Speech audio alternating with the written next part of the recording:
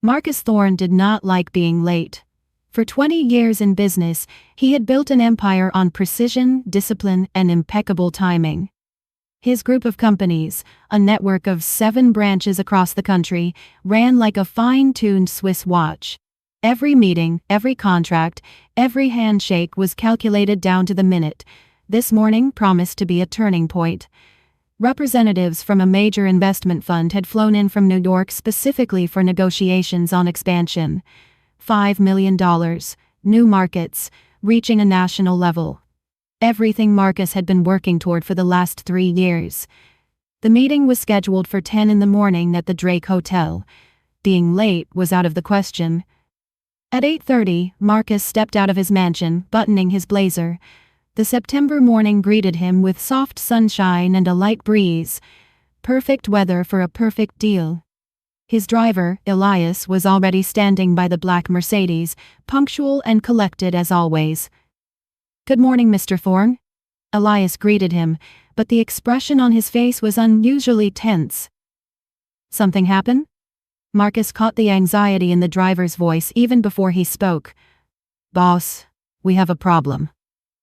Elias spread his hands apologetically. "The car won't start. I already called the mechanic, but he says it's the electronics. We need a diagnostic. Minimum 2 hours." Marcus looked at his watch. 8:35. There was a little over an hour left before the meeting, and the drive took at least 40 minutes accounting for traffic. "Call a car service, immediately. Business class." Marcus's voice was calm but firm. Elias already had his phone to his ear. "Ordering now. Mr. Thorne, I apologize. I checked everything last night. The car was running perfectly." "Technology breaks, it happens." Marcus waved a hand, cutting off the excuse. "The main thing is the solution." 7 minutes later, a silver Toyota Camry with a ride-share sticker pulled up to the gates. Marcus grabbed his briefcase and headed for the car. Elias opened the door, and then Marcus froze for a second. A young woman was sitting behind the wheel. That was unexpected. Marcus was used to business-class drivers in the morning hours, being experienced middle-aged men who knew the city and knew how to stay quiet. But here was a lady of about 30, with dark hair pulled back in a ponytail and an attentive gaze in her brown eyes. "Good morning." She turned around when Marcus sat in the back seat. "The Drake Hotel?" "Correct," Marcus nodded, pulling out his phone. "Try to avoid traffic." "I'll do everything possible." There was no fawning in her voice, only professional confidence. The car moved smoothly. The young woman drove confidently, without jerking or unnecessary lane changes. Marcus briefly noted this. You can feel a good driver immediately. He buried himself in his phone, reviewing the latest edits to the presentation. For the first 15 minutes, they drove in silence. Marcus appreciated that. Not all drivers understood that a passenger might not want conversation. But when the car got stuck in a jam on Lakeshore Drive, he looked up and caught the lady's attentive gaze in the rearview mirror. "Rare to see women driving business class," Marcus said quietly, mostly to fill the pause. "Rare, but it happens." She turned on her blinker, deftly moving into the right lane where the flow was moving a little faster. "It's a job like any other. I've been behind the wheel a long time, 10 years, 8 of them professionally." Her voice was even, without unnecessary emotion, but Marcus caught something else, a slight bitterness perhaps, as if there was a whole story hidden behind that phrase. "Did you come straight to driving rideshare?" he asked, not really understanding why he was interested. The woman fell silent, then shook her head. "No, I used to work as a driver for a large firm. Corporate transport, business trips, stability, benefits. Everything proper." "Why did you leave?" She fell silent again, and Marcus was ready to go back to his phone, deciding he had touched a sore spot. But she spoke up, and her voice became quieter, more cautious. "I didn't leave. I was fired." "For what reason?" "Officially? A disciplinary violation. In reality..." She stopped, as if weighing whether it was worth continuing. Then she sighed. "In reality, the branch manager's wife fired me." Marcus looked up. Now his attention was fully on the conversation. The manager's wife? Does she have that kind of authority? Directly, no. But when you have influence and connections, you don't need official authority. Fatigue sounded in the young woman's voice. She told her husband. Her husband told HR. And HR found a reason. Simple as that. And what did you do to turn the manager's wife against you? The woman looked in the rearview mirror again, and their eyes met. In her eyes, Marcus saw not resentment, but rather a weary understanding of injustice. I accidentally saw her lover, she said simply. Marcus froze. The traffic jam had cleared, and the car was moving faster, but he no longer noticed the road. Accidentally? Completely. I was taking documents to the head office and stopped at a shopping center. I needed to pick up a package, and I see a car parked in the lot, and in the back seat, a man and a woman are kissing. I didn't pay attention at first, but then I recognized her. It was my manager's wife. She often came to the branch.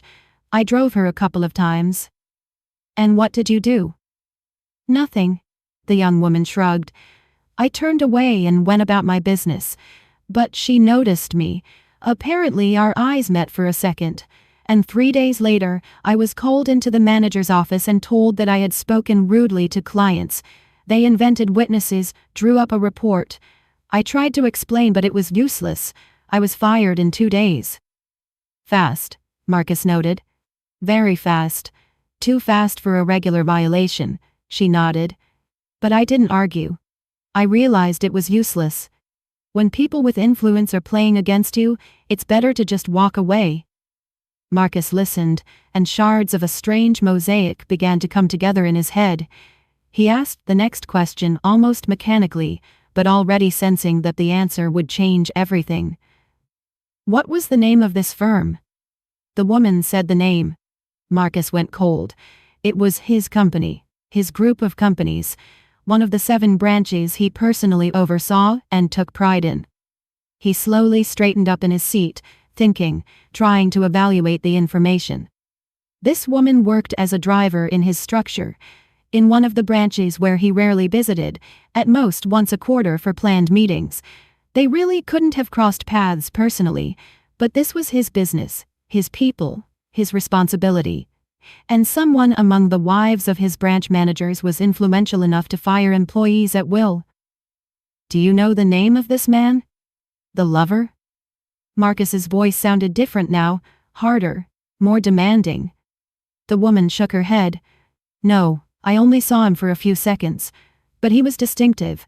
Tall, athletic, dark hair and a tattoo on his neck. A tongue of flame, I think. Hard to forget something like that. A tattoo on the neck, a tongue of flame. Marcus exhaled. That description fit only one person in his circle, a person he trusted, whom he considered a partner, whom he had let into his business 5 years ago when he needed investments and connections. Julian Bain, his partner. But what did the branch manager's wife have to do with this? Marcus tried to remember who headed the branch the woman had named. Kevin O'Shea. A competent manager, about 40, had been working in the company for 3 years. And his wife? Marcus didn't remember her face, but he knew for a fact that she was friends with Jasmine, with his wife. They went to corporate parties together, went shopping, talked on the phone. Jasmine had once mentioned that Elena O'Shea was a smart woman who understood business, that she gave her husband sound advice on work. And now it turned out that this Elena was meeting with Julian. The lover of the branch manager's wife was Marcus's own partner. And Jasmine? What did Jasmine have to do with this? The question hung in the air, but Marcus didn't dare voice the answer even to himself yet. The car stopped. They had arrived. The Drake Hotel, the woman said, looking straight ahead. Marcus looked at his watch. 9:45, 15 minutes to spare. He reached for his briefcase but didn't rush to get out. What is your name? He asked. Nia Prentice. Nia, I have a strange request for you. Marcus took out a business card and wrote a personal phone number on the back. Do not discuss this story with anyone, absolutely anyone, and call me this evening. I want to talk to you in more detail. Nia took the card, looked at it, then at Marcus. Surprise flickered in her eyes. You're Marcus Thorne, the CEO. Yes. She went pale. I didn't know, I just told you. You told the truth, Marcus interrupted her. And this truth might turn out to be very important. Call me. Promise? Naya nodded slowly. I promise. Marcus got out of the car, paid through the app with a generous tip, and headed for the hotel entrance. But his thoughts were no longer on the upcoming negotiations. They were on the fact that a random breakdown of a company car had just opened a door for him into a world he didn't suspect existed. A world where his wife might be linked to betrayal, where his partner was playing a double game, where honest people were fired because they accidentally saw what they shouldn't have seen. Marcus went up to the conference room, greeted the fund representatives, and laid out the presentation. The investors were serious, asking precise questions, studying the numbers, demanding justifications. Usually, Marcus felt like a fish in water in such situations. Numbers, facts, strategy, his element. But today, something had changed. He answered clearly, provided the necessary arguments, demonstrated growth charts. Outwardly, everything went perfectly. The investors nodded, made notes, exchanged meaningful glances. The head of the fund, a gray-haired man with a shrewd gaze, even smiled when Marcus showed the forecast for 3 years ahead. Impressive, he said, especially considering you started small. Marcus nodded, accepting the compliment, but for the entire hour the negotiations lasted. One thought pulsed in the depths of his consciousness. This wasn't random gossip from a taxi driver. This was a thread. And if he pulled on it hard enough, he could unravel the whole ball.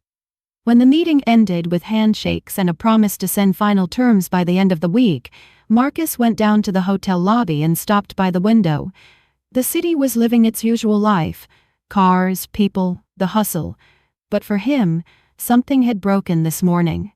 Broken not just in the company car, broken in the picture of the world he considered unshakable. Marcus took out his phone and dialed the number of Tyrell Vance, the company's head of security. He answered after the first ring. Tyrell, I need to meet with you. Today. Urgent and confidential, Marcus said, looking at the stream of cars below. Understood. Your office at 3. Does that work? It works. And Tyrell, get access to all surveillance cameras for branch number 3 for the last 2 months. Pause. Something happened, Mr. Thorne? Possibly. We'll discuss it when we meet. Marcus put the phone away and walked out onto the street. The question was only one thing. Was he ready for what he would find at the end of this thread? And what would change in his life when he got to the answer? The meeting with Tyrell took place at exactly 3 in the afternoon. The head of security walked into the office with his usual impassiveness, a man who had seen a lot and was surprised by little. Marcus gestured to the chair across the desk. Sit down, Tyrell. Serious conversation. I'm listening, Mr. Thorne. Marcus briefly outlined the situation. The accidental breakdown of the company car, the ride in the taxi, the conversation with the female driver, the story about the firing from the branch, details about the director's wife and her lover, the meeting in the parking lot of the shopping center. She described the man in detail. Marcus looked Tyrell straight in the eyes. Tall, athletic, dark hair, and a tattoo on his neck, a tongue of fire, bright, red-orange. Tyrell looked up from his notepad. That could be Julian Vane. Exactly. Marcus nodded. Julian is the only one in our circle with such a tattoo, too distinctive a mark to be mistaken. Tyrell wrote silently, not interrupting. Marcus continued. The woman, the driver, is named Naya Prentice. She worked as a driver at our branch number 3. She was fired on July 27th, 4 days after she accidentally saw the branch manager's wife with a lover in a car. The firing was processed for a trumped-up reason, supposedly rudeness to a client, and very quickly, without an investigation. Cleaning up a witness, Tyrell said quietly. Looks like it. I need a full check on this story. Marcus leaned closer to the desk. First, pull the security camera footage from the parking lot of the Gallery Shopping Center for July 23rd, roughly between 2 and 3 in the afternoon. Look for a gray taxi. If Prentice is telling the truth, Elena O'Shea and a man with a tattoo will be there. Tyrell wrote it down. Second, check everything regarding Nia Prentice's termination. Grounds, documents, reports. Who specifically initiated it? Talk to HR at the branch, but carefully, so as not to raise any noise. Find out who pressured the decision. Understood. Third, pull all data on Julian Bain's visits to the branch over the last 3 months. When he arrived, who he met with, how much time he spent. Check the pass system and surveillance cameras. Okay. Anything else? Marcus thought for a moment. Yes, check the phone contacts between Julian Bain and Elena O'Shea. If she had a corporate plan, the call logs should be there. Consider it done. Tyrell closed his notebook and looked at Marcus. How much time do I have? 2 days maximum. I need facts, not guesses. If there is something serious there, I need to know for sure. Understood. Starting work right now. Tyrell stood up, but turned at the door. Mr. Thorne, if your suspicions are confirmed, are you ready for the consequences? Marcus nodded. Ready. Better to know the truth than live in ignorance. Then until we meet. Tyrell left, leaving Marcus alone with his thoughts. Nia called at exactly 8 in the evening. Marcus was sitting in his office looking at the city lights. After the meeting with Tyrell Dance, he hadn't been able to focus on work. The head of security promised to provide the first results tomorrow by lunch. The phone vibrated. Unknown number. Listening? This is Nia Prentice. You asked me to call. Her voice sounded unsure. Thank you for reaching out. Where are you right now? Home. Just finished my shift. Nia, I need to meet with you in person, to talk in more detail about what happened at the branch. It's important. She was silent. I don't want to hurt anyone. I just want to work in peace. I understand, but if what you saw is connected to my company, I have to know the truth. The whole truth. Marcus spoke calmly, but firmly. Let's meet tomorrow morning in a neutral place, if that's more comfortable for you. Where? The Grind Cafe downtown? You know it? Yes. Does 9 in the morning work for you? It works. Great. Until tomorrow, Nia. Marcus didn't like acting blindly, but right now he had no choice. If Julian and O'Shea's wife were connected, if Jasmine was aware of this connection, if Nia's firing was an attempt to cover tracks, then this wasn't just about an affair, it was about something bigger. About influence, control, access to information. Marcus remembered how 6 months ago Jasmine suddenly started taking an interest in company affairs. Before, she had never meddled in the business. She was satisfied with the role of the successful entrepreneur's wife with her social events, shopping, and spas. But 6 months ago, she started asking questions. Who works in the branches? Who are they planning to promote? What new contracts are coming up? He had thought back then that she had simply matured, wanted to understand what he did.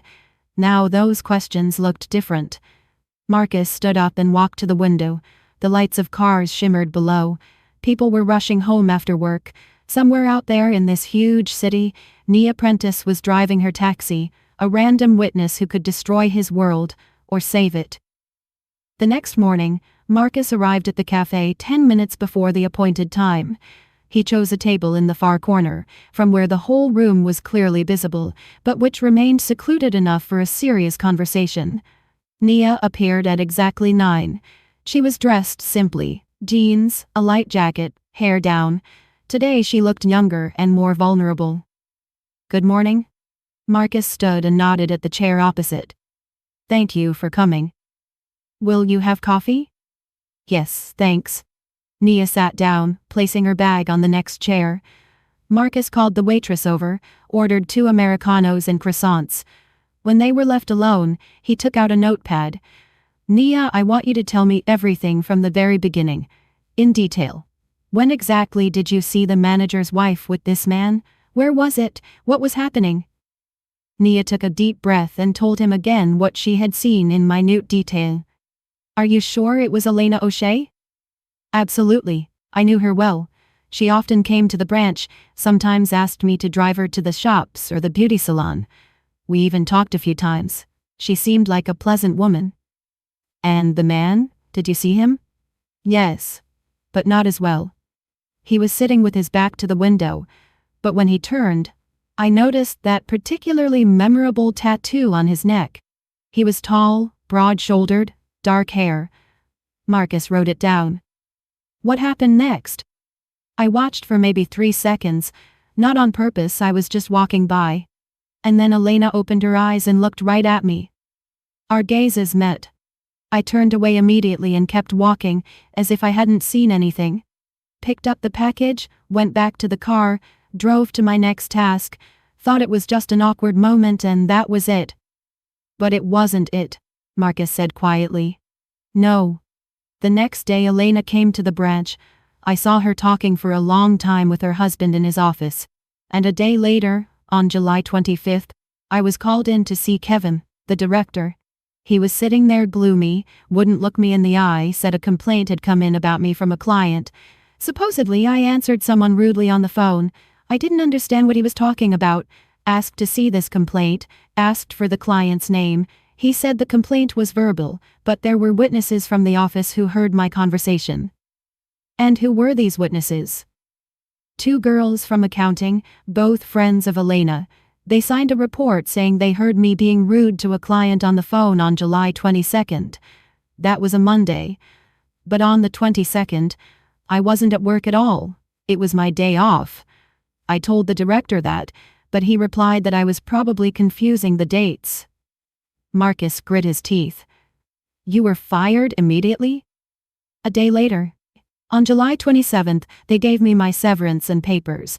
I wanted to fight it but realized a whole system was playing against me. The director, his wife, witnesses, HR, I was alone.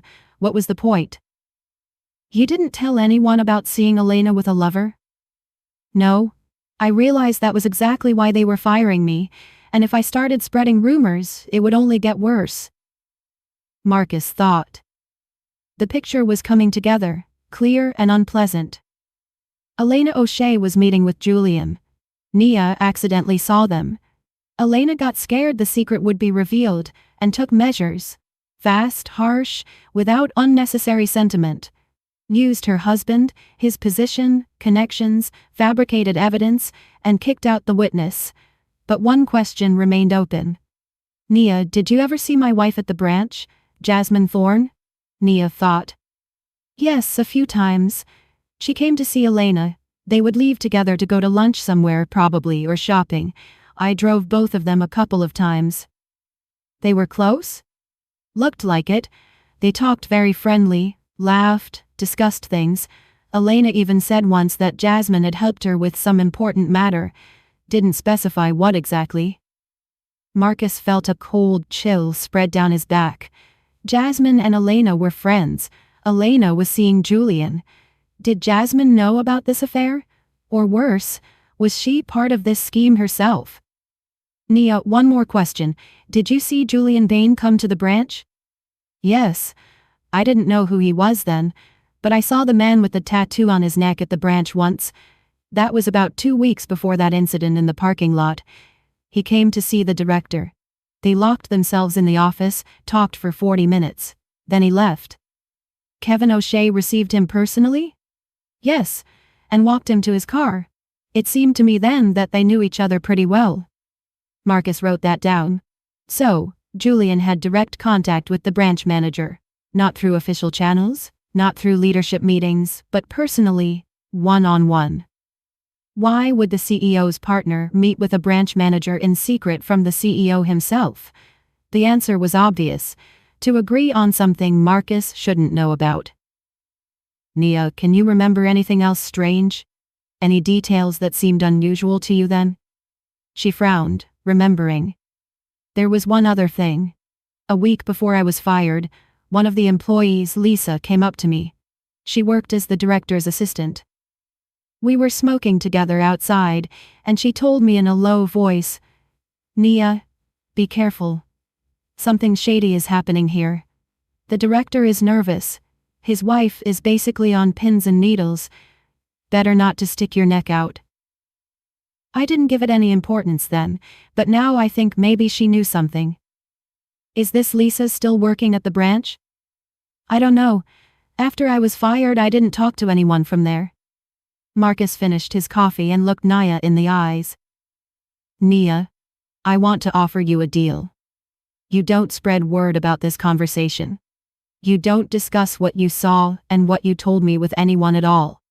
In exchange, I guarantee you protection and possibly reinstatement at work. Not at the branch. It would be uncomfortable for you there. But at the head office or with me personally. Nia looked at him distrustfully. Why are you helping me? We don't even know each other. Because you told the truth. And because this truth might save my company from people who are trying to seize it. Marcus spoke honestly, without embellishment. I don't know all the details yet, but I feel that someone close is playing against me. Possibly even my wife. And you are the only person who saw what they wanted to hide. Nia was silent, then nodded. Okay, I agree, but I don't want problems. I just want to work and live in peace. I promise, if you stay silent and help me, there will be no problems. They said goodbye. Nia left.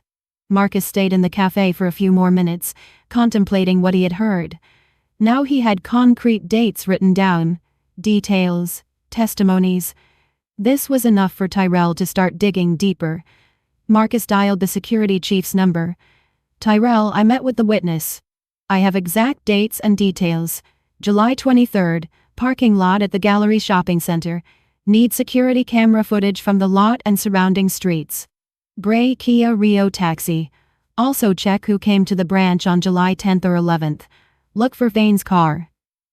Understood. Anything else? Yes. Find out everything about the branch manager's assistant Lisa. I'll clarify the last name later. She might have known more than she told her colleagues. Will do. Marcus left the cafe and got into his car. Elias was already waiting for him. The company Mercedes had been fixed the previous evening. Where to, Mr. Thorne? To the office. As the car drove through the morning city, Marcus looked out the window and thought about how quickly a world that seemed solid could crumble. Just 2 days ago, he was confident in his wife, in his partner, in his people, and now each of them could turn out to be a traitor. But Marcus wasn't one to give up. He had survived crises, attacks from competitors, and if someone decided they could interfere in his company through intrigue and betrayal, that someone was sorely mistaken. All that was left was to gather all the evidence, and then the real game would begin. Security Chief Tyrell Vance appeared in Marcus's office the next day at exactly noon. Marcus valued him because Tyrell didn't make hasty conclusions, worked only with facts, and never lied. Mr. Thorne. Tyrell closed the door behind him and placed a tablet on the desk. What I found? You're not going to like. Speak. Marcus nodded, preparing for the worst. I'll start with Nia Prentice's termination. I pulled all the documents. Official grounds, gross violation of discipline, client complaint. But here's what's interesting. A complaint really did come in, but only verbally. There are no written confirmations. However, there is a report signed by 2 accounting employees, Olivia Kent and Sarah Dunn. Both claim they heard Prentice being rude to a client on the phone on July 22nd. And on July 22nd, Prentice was on sick leave. She had the day off. She provided a doctor's note after the firing, but HR said it didn't matter since the report was already drawn up. Marcus furrowed his brow. So they fabricated the evidence. Yes, and very clumsily. If Prentice had gone to court, she would have easily won the case, but she didn't.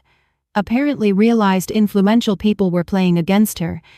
And these 2 employees, Kent and Dunn, are both listed as friends of Elena O'Shea. Regularly go to lunch with her, celebrate holidays together. Basically her people in the branch. Marcus nodded. Everything matched what Nia had told him. What about the security cameras? Tyrell turned on the tablet and angled it toward Marcus.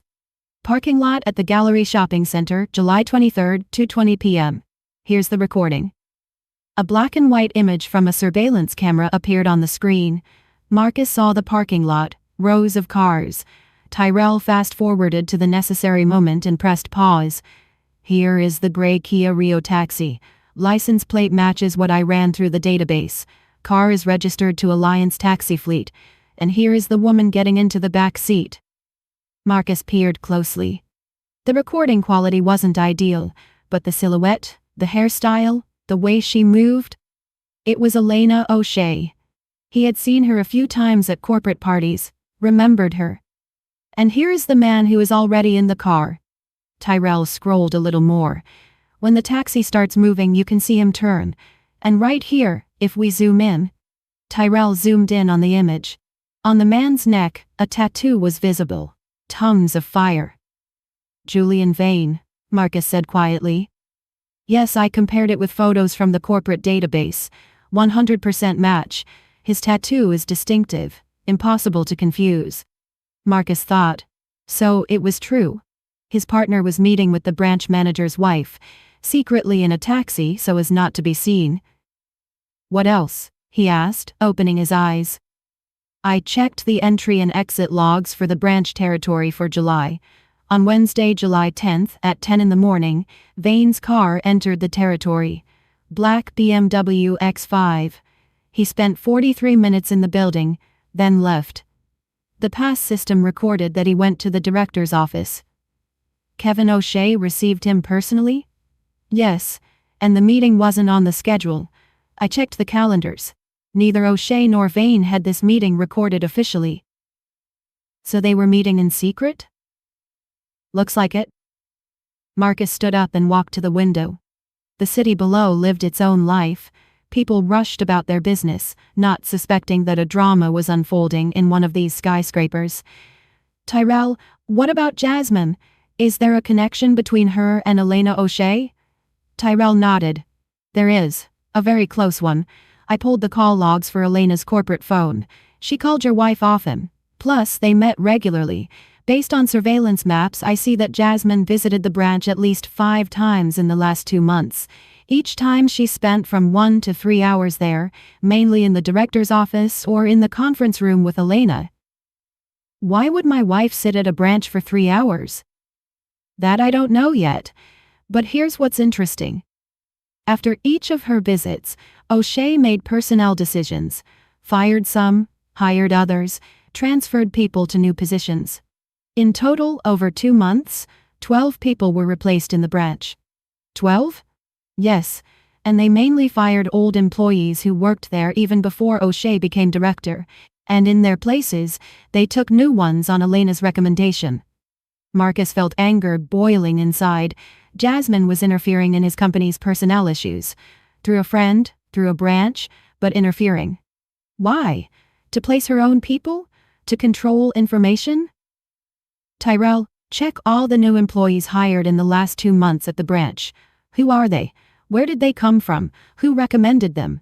Pay special attention to those who have access to finances, documents, contracts. Already checking. Tyrell nodded. Preliminary data is this. 3 of them previously worked in companies where Vane was either a co-owner or a consultant. Marcus turned sharply. What? Yes. 1 accountant, 1 lawyer, and 1 client manager. All 3 came on Elena O'Shea's recommendation. All 3 had experience working with Vane's companies. The picture was becoming clearer, and more terrifying. Vane was placing his people in Marcus's branch through Elena, gradually, quietly replacing old employees with new ones, those who were loyal not to Marcus but to Julian. This is preparation for a takeover, Marcus said aloud. Looks like it, Tyrell agreed. They are creating a structure inside your company that is controlled by them. When the time comes, these people will be in key positions and will be able to push through the necessary decisions. What decisions? For example, transferring assets, moving contracts, changing bank details, anything at all. If they have power of attorney and access, they can do a lot. Marcus returned to the desk and sat down. What about powers of attorney? Are there suspicious documents? Tyrell flipped through the tablet. I requested a list of all powers of attorney that were issued in your name over the last year. Most are standard, routine, issued internally to lawyers, accountants, representatives for the IRS.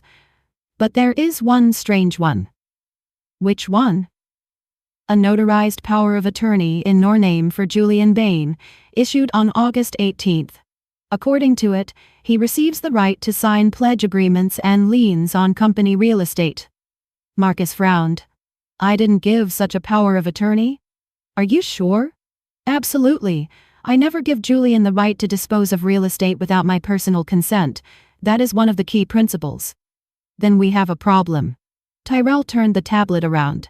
Because here is a scan of the power of attorney, and at the bottom is your signature. Marcus took the tablet and looked carefully at the document. The power of attorney was drawn up correctly, with a notary's seal, and at the bottom, there really was a signature very similar to his. But he hadn't signed this. He was sure. It's a forgery, Marcus said. My signature, but not my hand. Can you prove it? I can. I have a handwriting analysis we did for the insurance company 3 years ago. There are samples of my real signature there. We can compare. Good. I'll organize an expert analysis. But even if it's a forgery, the question remains, how did they get a power of attorney with your forged signature? The notary should have verified the identity. Marcus thought. Tyrell, check who came to the notary, Ms. Sherman, on August 18th to execute this document. Who was there instead of me? Already checking. According to the notary office records, on August 18th, a man came to Sherman who introduced himself as Marcus Thorne, presented a passport, and signed in the presence of the notary. Sherman witnessed the signature. Did she see this person? Yes, I already contacted her. She said the man presented a passport, with your last name and initials. Someone impersonated me, Marcus said slowly. With a fake ID or with a real one that was stolen? Is your passport with you? Marcus took out his wallet, checked. The passport was there. Yes. So they have a forgery, or someone close to you gave them access to documents. Tyrell added quietly. Marcus looked at him. Close ones.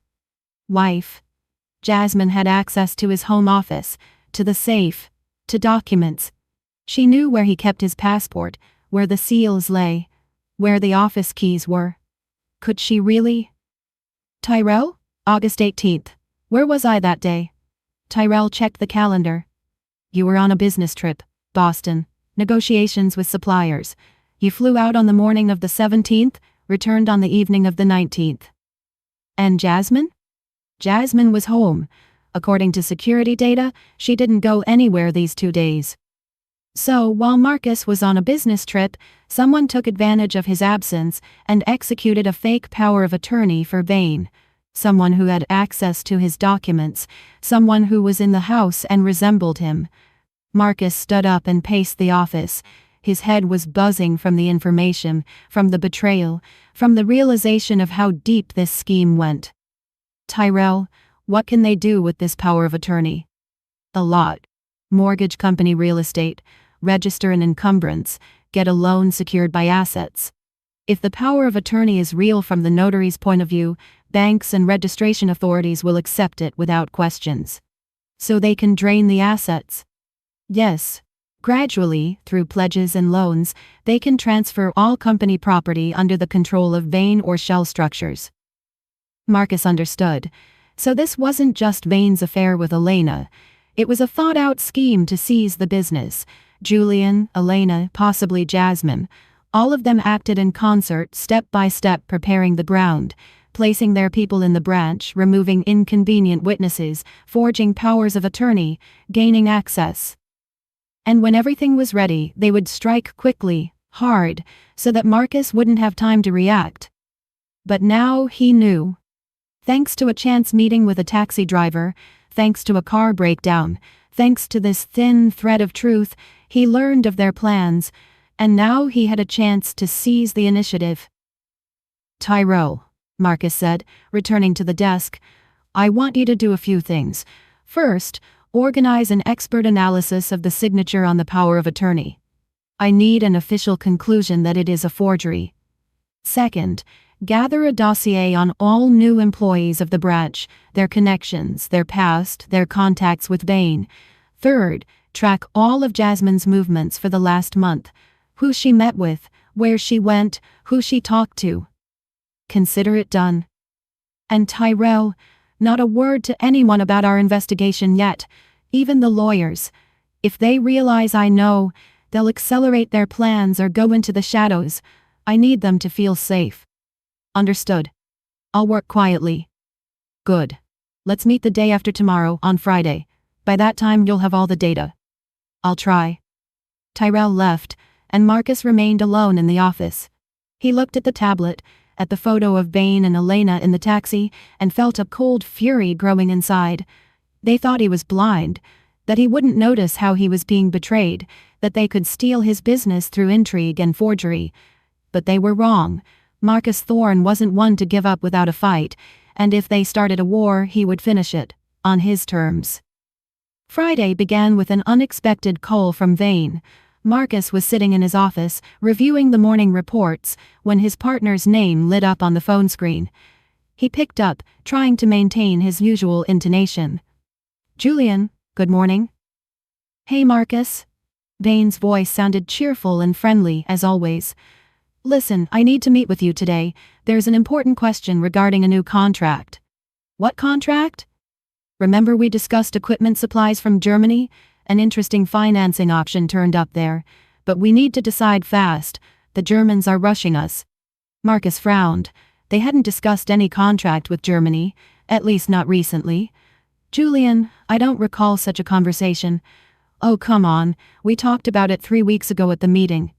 Bain spoke confidently, without a shadow of doubt. You said then that the idea was good, but we needed to calculate the risks. Well, I calculated them. Let's meet today. I'll show you the numbers. Marcus understood.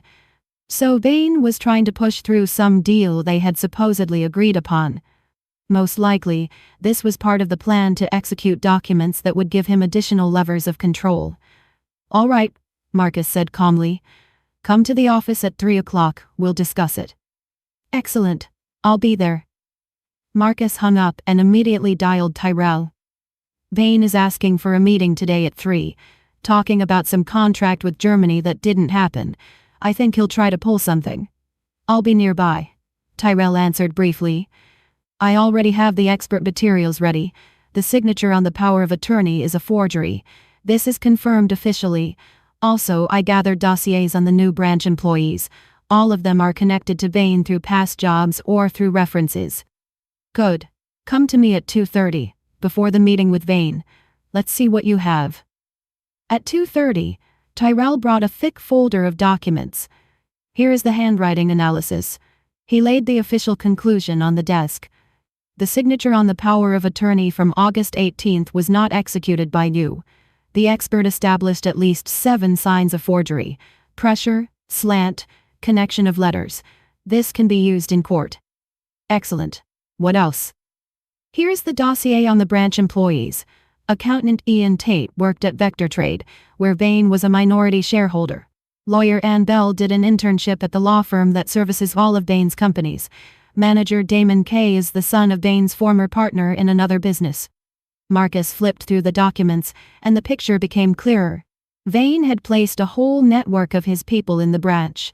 The accountant controlled finances, the lawyer, documents, the manager, clients. If you added Director O'Shea, who acted on his wife's orders, and Elena herself, who was friends with Jasmine, you got a closed system. What about Jasmine's movements? Tyrell took out another folder.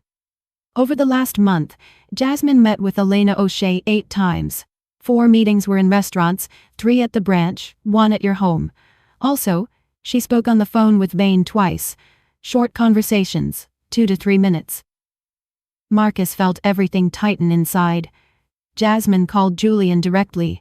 Why would a wife call her husband's partner if there was no work necessity? When were these calls? The first on August 20th, the day after you returned from Boston. The second on September 3rd, a Wednesday. Marcus remembered. On August 20th, He really did return from the business trip in the evening, and the next day Jasmine was home all day, said she wasn't feeling well. He even offered to call a doctor, but she refused. Now it was clear why she was on the phone with Vane, most likely coordinating actions after executing the fake power of attorney. Tyrell, I need to catch them red-handed, Marcus said. If Vane tries to put through a deal today, I'll let him do it, but under control, so there is documentary confirmation of his actions. You want him to sign something compromising? Exactly. Let him think I don't know anything, let him act, and we will record his every step. Risky. If he manages to put the documents through registration, it will be hard to reverse. I know, but we'll have proof of his malicious intent. That's more important. Tyrell nodded. Okay. I'll organize a covert recording of the meeting, camera and voice recorder. Everything will be documented. Do it. At exactly 3 o'clock, Vane walked into Marcus's office. He was dressed in an expensive suit, looked confident and calm, the usual friendly smile on his face. Marcus, hello. Vane extended a hand for a handshake. Marcus shook it, trying not to betray his tension. Sit down, Julian. I'm listening. Vane took a folder of documents out of his briefcase and laid them on the desk. So, look, the German company, Schneider Technology, is ready to supply us with equipment totaling 15 million euros. It's a line for manufacturing components that will pay for itself in 2 years. But there's a nuance. They require payment guarantees. What guarantees? Real estate collateral, specifically the warehouse complex on the I-90 corridor. It's on our company's balance sheet. Appraised value of $25 million. We provide the collateral, they supply the equipment, we pay off over 2 years. The lien is removed. Marcus took the documents and began to study them. The contract looked solid. Seals, signatures, banking details of the German company. But something about it was off. Julian, why does the contract state that the Morgagor is not our company, but some firm, Alpha Holding? Vane didn't even blink. It's a technical structure. It's easier to process the deal through it, fewer tax risks. Alpha Holding is our subsidiary, everything is clean. I don't know any such subsidiary. We registered it in July. Remember, I told you about the need to create a structure for optimization. You approved. Marcus hadn't approved. He hadn't heard anything about this at all, but he didn't argue right now. Okay. And who signs on the side of Alpha Holding? Me. I have the power of attorney in your name after all. But Marcus had given a power of attorney for completely different purposes, and he remembered that. And Vane had that very same forged power of attorney, which had completely different rights and goals. So Vane intended to use it to register the real estate pledge to a shell firm, and if this went through, the warehouse complex would effectively pass under Vane's control. Julian, I need time to think, Marcus said, setting the documents aside. This is a serious deal. I can't make a decision in 5 minutes. Vane frowned. Marcus, the Germans are waiting for an answer by Monday. If we don't sign now, they'll go to competitors. Monday is just 3 days away. I'll study the documents, consult with lawyers, and give an answer. The lawyers already checked everything. Vane tapped his finger on the papers. Here is their conclusion. Everything is clean. Marcus took the conclusion. Signature at the bottom. Anne Bell. The very lawyer from the branch who was connected to Vane. I want Peter Caldwell to look at the documents, Marcus said, referring to his personal lawyer whom he trusted completely. Caldwell is on vacation right now, Vane replied quickly. He left for 2 weeks. I checked. Marcus knew that was a lie. Caldwell wasn't planning any vacation, so Vane was trying to cut him off from reliable advisors. Then I'll wait for his return. Marcus, what? Do you not trust me? Offense appeared in Vane's voice. We've been working together so many years. Do I wish you harm? Marcus looked him in the eyes. Vane played the role perfectly. Sincere offense, bewilderment, even slight anger. A true actor. I trust you, Julian, but this is my business, and I make the decision myself. Give me the weekend, I'll study everything and answer on Monday.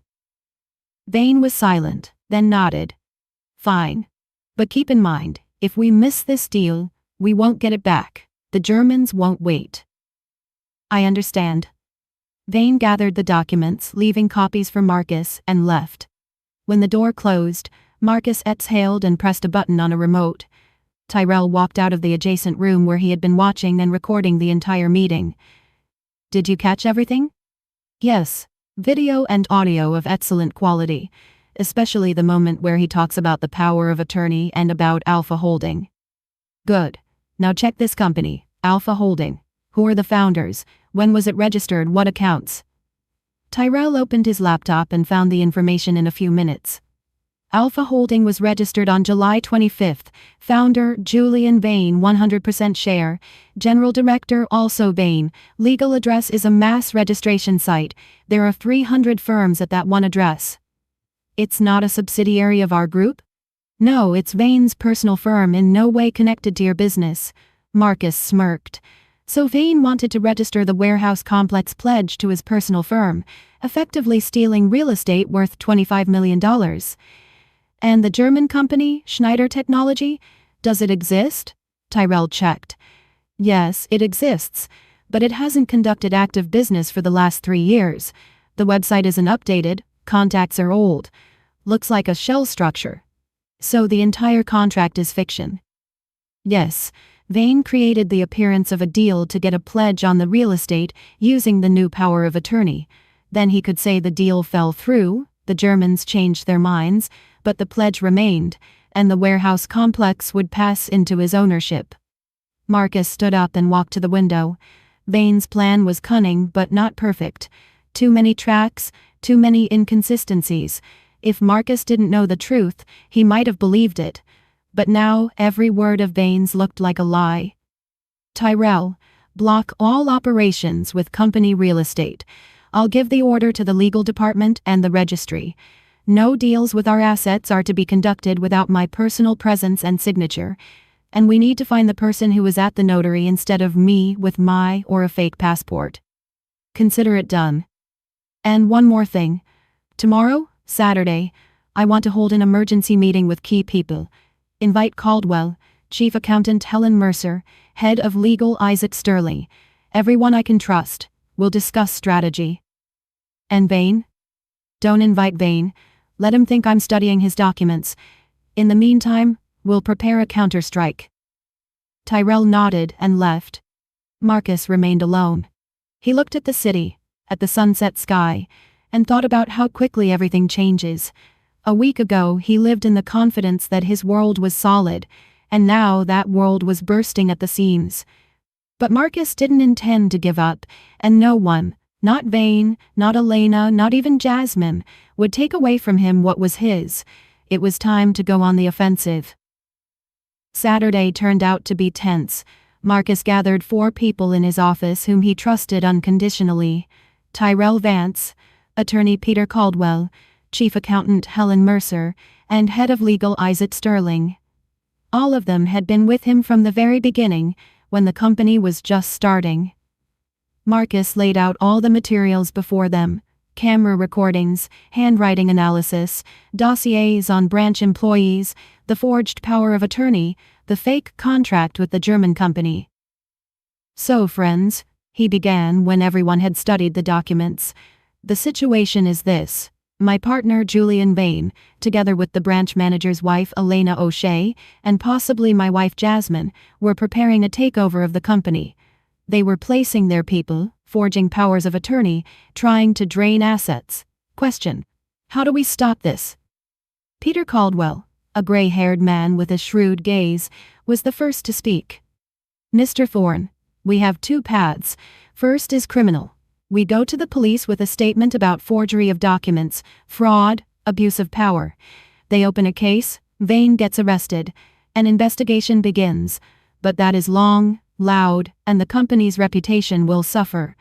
The second path is civil legal. We act through the court and corporate mechanisms. Interim measures, ban on registration of deals, expulsion of Vane from the participants, division of assets. It's quieter, faster, and we control the process. Marcus nodded. I'm for the second path. I don't want the company to become a subject of the crime beat. What needs to be done? Caldwell opened a notepad. First, we file a lawsuit to recognize the power of attorney as invalid. We have the expertise. That's a strong argument. Simultaneously, we file for interim measures. A ban on any registration actions with company real estate. Second, Helen Mercer chimed in, we block all financial operations in which Vane participates. I'll give the order to the banks. Any payments and transfers he initiates must go through my personal approval. Third, Isaac Sterling joined in, we revoke all active powers of attorney in Vane's name. He loses the right to sign documents on behalf of the company, and we conduct an internal audit of all deals he concluded over the last 6 months. Tyrell Vance added, fourth, we fire all branch employees connected to Vane, Tate, Bell, Kay. They are his agents of influence. They are dangerous. And branch manager O'Shea? Marcus asked. O'Shea goes too, Tyrell said harshly. He acted under pressure from his wife, but that's no excuse. He signed fake documents, fired honest employees. He cannot be trusted. Marcus nodded in agreement. Good. We launch everything on Monday. Now, a personal question. My wife. How do I handle her? Peter Caldwell looked at him with sympathy. Mr. Thorne, if Jasmine was participating in the scheme, you need to act decisively. Talk to her, and then draw conclusions. The meeting lasted another 2 hours. They discussed every step, every risk, every detail. When everyone dispersed, Marcus remained alone in the office. He looked at the stack of documents and understood that tomorrow war would begin. A real one, without rules and mercy. On Sunday evening, Marcus returned home late. Jasmine was sitting in the living room flipping through a magazine. When he walked in, she looked up and smiled. Where have you been all day? I called, you didn't pick up. Working, Marcus answered briefly, taking off his jacket. On Sunday? She frowned. You promised we'd spend the weekend together. Marcus looked at her. Beautiful, groomed, self-confident woman. His wife of 8 years. Jasmine didn't want children. Said it would interfere with her career, freedom, life. Right now he looked at her and saw a stranger. A person who had betrayed him. Jasmine, we need to talk, he said. About what? About us? About our marriage. She put the magazine aside. Alarm flashed in her eyes. What happened? I know about you and Vane. About Elena. About the scheme with the branch. Jasmine went pale. She was silent for a few seconds, then exhaled and looked up. From where? Doesn't matter. What matters is that I know. She laughed. Shortly. Maliciously. So what now? Going to kick me out? Depends on what you tell me. What exactly do you want to know? How long has this been going on? And don't lie, please. Don't pretend. I know everything. Marcus explained in detail that he was aware of all Vane's machinations, his connection with Elena, and their friendship. He showed her the photo of the kiss in the taxi. The number of their contacts. The only thing is, tell me who was at the notary instead of me. If you don't say, I'll find out anyway, but then I'll file a police report about your participation in this crime. Fine. She stood up, paced the room. A year. It's been going on a year. Instead of you, Vane hired an actor in makeup with a fake passport. Why? Marcus asked. What were you missing? You were never home. You looked at me like a piece of furniture, like a mop or a nightstand. Marcus exhaled. We're getting a divorce. Then I demand half. Business, real estate, accounts. We split everything 50-50. You won't get it, Marcus said calmly. I have proof of your participation in a scheme against the company. That is bad faith conduct. The court will take it into account. Jasmine stopped and looked at him with hatred. You think you're so smart? Do you even understand who you messed with? Vane will crush you. He has connections, money, people. You are nobody to him. We'll see. Marcus turned toward the exit. "Tomorrow I'm filing for divorce." "Pack your things, this is my house," she shouted after him. "Was yours, now no." Marcus walked out of the living room and went up to the bedroom. Jasmine stayed downstairs, and he heard her talking on the phone. Quickly, nervously, most likely calling Vane or Elena, warning them they had been exposed. He took his phone and called his lawyer. "I talked to my wife. File for divorce with a simultaneous request for interim measures. Ban on removing property, freezing of accounts, ban on disposing of business shares. Otherwise she might try to take half in the division." "She has a right to half." "Formally, yes, it's joint property, but we can prove the business was created before the marriage and she didn't participate in its development. Plus her bad faith conduct, participation in a scheme against you, that is grounds for reducing her share." "How much can she get in the end?" "If we build the defense correctly, half of the jointly acquired property. The business will remain yours." Marcus exhaled. He bought the house before the marriage.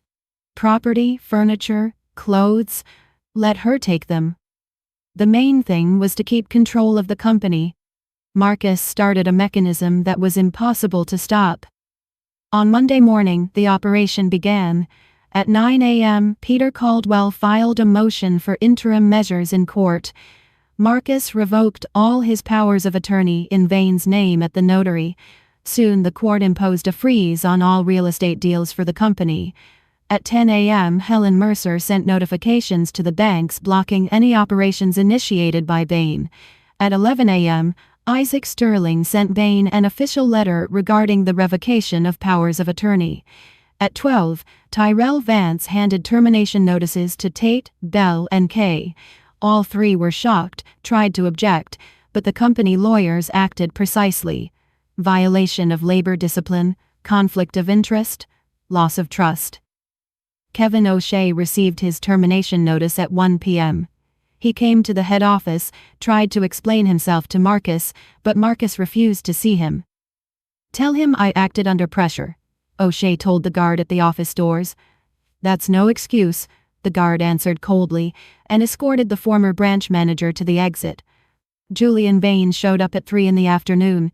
He burst into Marcus's office without knocking, his face red with anger. "What are you doing?" he yelled. "You blocked all my accounts, revoked powers of attorney, fired my people." "Your people shouldn't be in my company," Marcus answered calmly, not getting up from his desk. "I was your partner."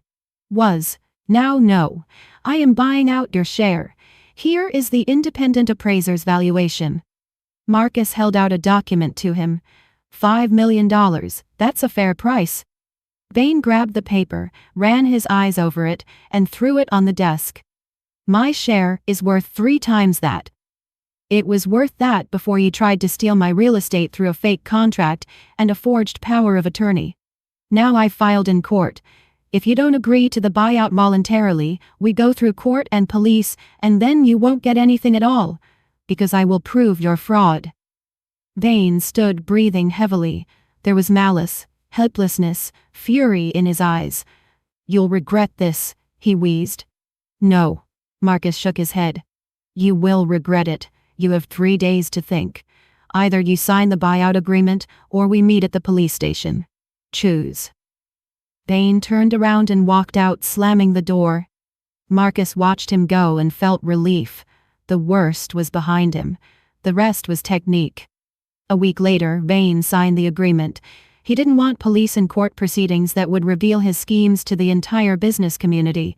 He received $5 million, but lost access to a business that could have brought in hundreds of millions. Jasmine also agreed to the divorce. Her lawyers tried to bargain, but Caldwell was relentless. Either decent compensation and a quiet divorce, or court with full disclosure of her participation in the scheme. Jasmine chose the first. She received a 1-bedroom condo, a car, and a cash settlement, and disappeared from Marcus's life. Elena O'Shea also suffered. Her husband filed for divorce upon learning of the affair with Vane, and Nia Prentice received an offer she couldn't refuse. On Friday, 2 weeks after the start of the operation, Marcus invited her to his office. "Naya, I want to thank you," he said when she entered. "Without you, I wouldn't have known the truth, wouldn't have been able to protect my company." Nia smiled shyly. "I just told what I saw." "You did more. You weren't afraid to tell the truth, even though you had already been punished for it once. Therefore I want to offer you a job, not at the branch, but here, at the head office, as my personal driver." Naya looked at him in surprise. "Personal driver?" "Yes. Good salary, benefits, corporate housing if needed. You will drive only me, no side jobs, and I guarantee no one will ever fire you unfairly again." Naya was silent, then nodded. "I agree. Thank you, Mr. Thorne." "Thank you, Nia." They shook hands. Marcus looked out the window at the city. The storm had passed. The traitors were punished, the company saved, life went on. He had lost a wife, lost a partner, but kept the main thing: his life's work, his honor, his freedom. And beside him now was a person he could trust. Naya Prentice, a random taxi driver who became his driver. Marcus Thorne learned the lesson. Betrayal comes from where you don't expect it. But the truth is always stronger than the lie, if you have enough courage to fight for it. If you liked my story and want to hear more, go ahead and subscribe to my channel. If you'd like to support me, you can do it through Super Thanks. It would mean a lot. In the comments, tell me which city you're watching from and what time it is, so I can see how far my story reaches. I've added 2 more life stories on the screen just for you. Click one now.